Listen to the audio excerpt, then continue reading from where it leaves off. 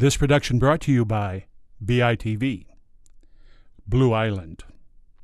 Hi, it's Mike Meck, the Bungalow chef right from Blue Island, Illinois. Today, we're working on a wonderful vintage recipe from my family for Plum Tart.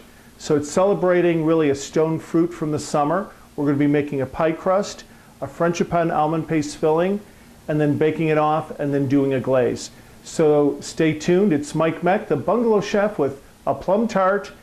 Every family has a recipe and every recipe has a story.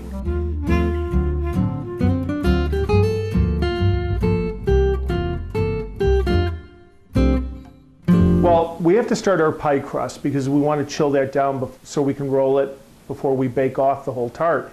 So it's very simple. I'm using 2 cups of all-purpose flour that's been sifted and leveled measured. We're going to be adding 2 teaspoons of salt, 3 teaspoons of granulated sugar, and then on my shortening, I'm using 2/3 of a cup, a mixture of both butter and also shortening.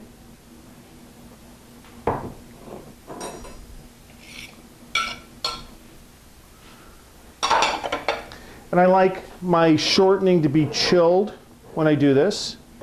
And we do the old-fashioned method of cutting it in. You can use a pastry blender if you'd like, but I still think the old methods are the best methods.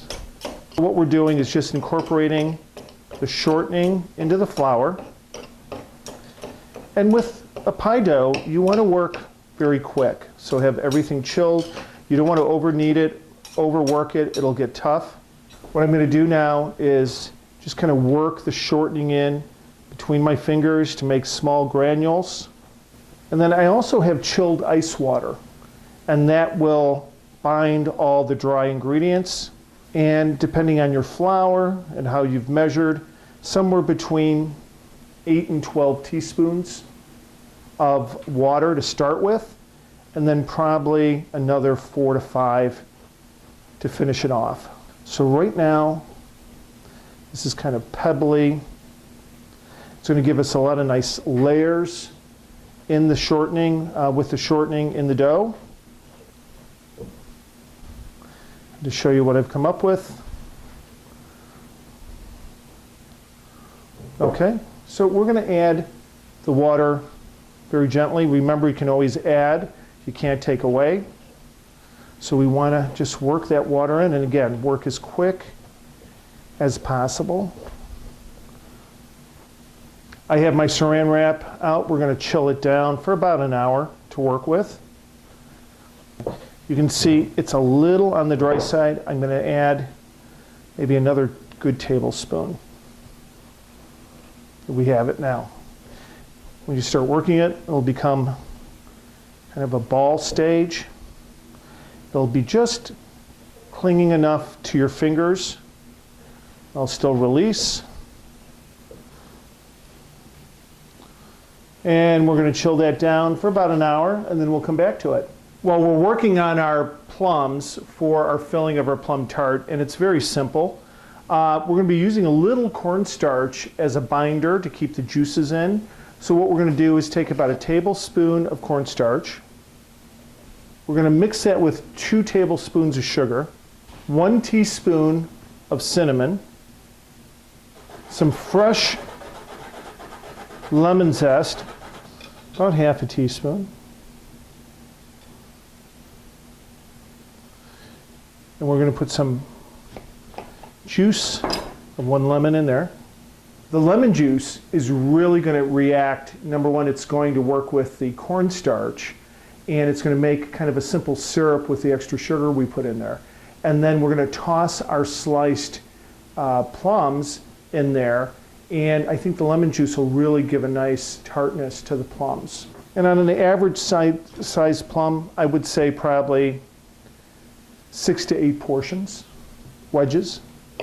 Okay, I've taken the plums and I've incorporated the cornstarch and sugar and cinnamon and lemon, and they're ready to go. But one other trick to this, I took 8 ounces of almond paste, canned almond paste, and I mixed 3 fresh eggs to that. And we made kind of a paste out of it, as you can see. And that is going to be layered on top of our crust before we put our plums down. All right, we're going to roll our dough. I've preheated the oven to 375 degrees.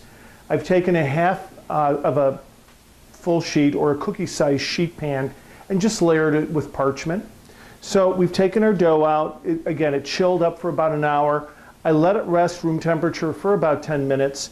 I'm using traditional methods here for rolling dough. A little flour and a rolling pin, and you can see in the dough the layers and modules of the fat, and that's going to give us lift and flavor in our dough. We want it about between 1/8 and 1/4 inch thick, and we're there. Okay, what I like to do is kind of trim it off. It doesn't have to be perfect. You know, this is homemade. We can use the word rustic if we want. Okay, beautiful.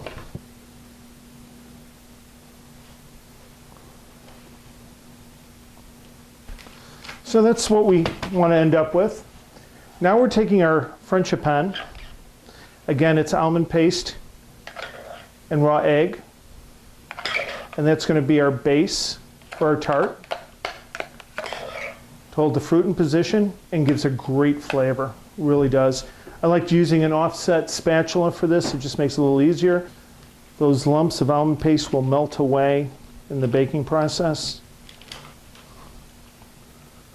I want to go all the way to the edge because I'm going to flip the edges.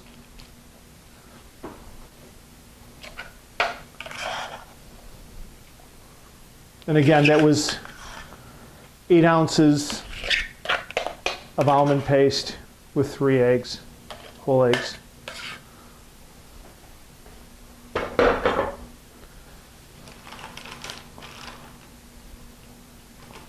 Okay, that's good.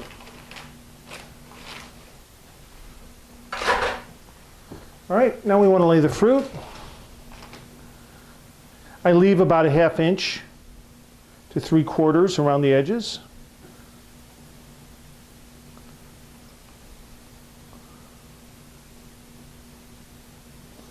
Okay, we've placed our fruit on top of the Frenchipan, on top of the pie dough or pie crust. And we're going to roll our edges over very casually. We're going to top that with a little egg wash and crystal sugar. Easiest way, just, again, very rustic. Nothing fancy on this one. Just roll those edges over. Greatest way is just to take the parchment and roll it up. Then we're going to take our egg wash. Just brush the edges of the pastry. And now some coarsely granulated sugar around the edges. We're going to place it in our oven, 350 degrees, about 35 to 45 minutes. Well, here it is, the plum and Frenchipan tart, just out of the oven. And I'll tell you, I'm going to share a little baker's secret with you. A fruit tart always needs a little glaze. It keeps the fruit nice, adds a little flavor. And what I use is a really good marmalade, either a apricot marmalade, orange, or a jelly.